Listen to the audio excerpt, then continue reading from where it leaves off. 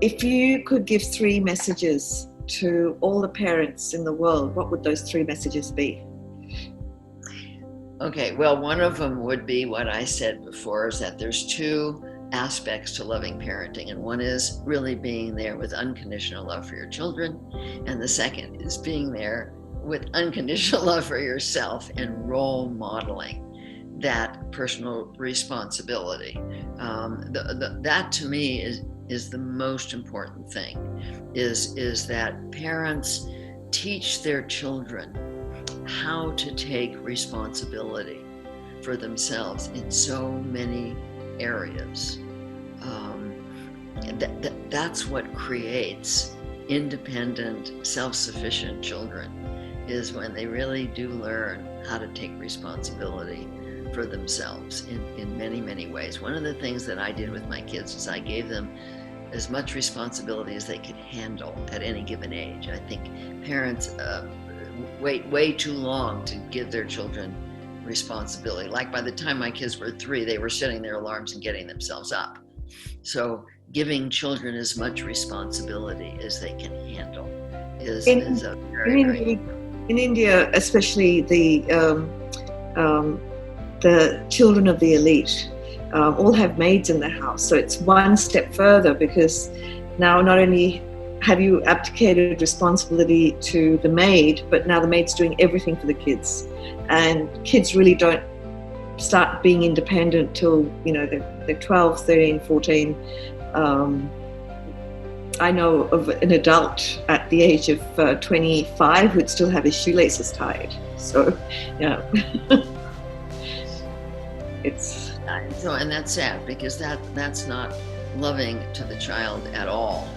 It's debilitating to the child. So it's really, really important to give the child as much responsibility, whether it's getting themselves up, getting themselves dressed. It's like my kids knew that if they didn't brush their teeth and they got cavities, they had to pay for them, for example. So that I wasn't like on them, did you brush your teeth, did you brush your teeth? They knew if they didn't get to bed on time, they'd be tired the next day. I mean, I just didn't take that kind of responsibility for them. I taught them very early how to do that, and they all grew up being responsible kids. So that's a major part of loving parenting, is letting the child be responsible. And when people lived rurally on farms, when they didn't have maids, they learned really early. Kids started working really early, and they learned how to be independent. And this is very, very important. So one last question is, how do you feel? What do you feel about technology? I mean, technology has come into our lives in a big way. You've got a lot of parents fearing technology, even for learning. Do you see technology as playing a positive or a challenging role going forward? I think it's both. They've shown that the child's brain before the age of 7 does not do well with screen time. And so I think it's very, very important for parents to limit screen time.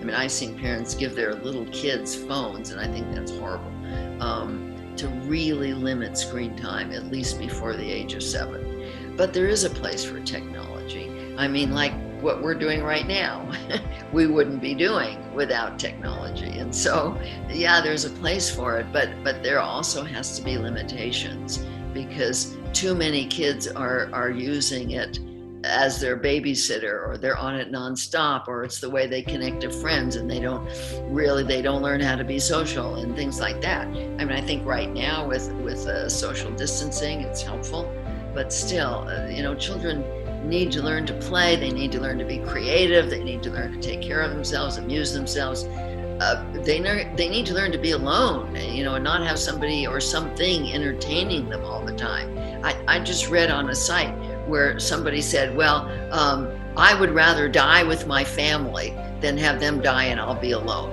Well, see, to me, that person has never learned to take care of themselves and to be alone. Children need to learn this. They're not going to learn it by being stuck to a screen all day.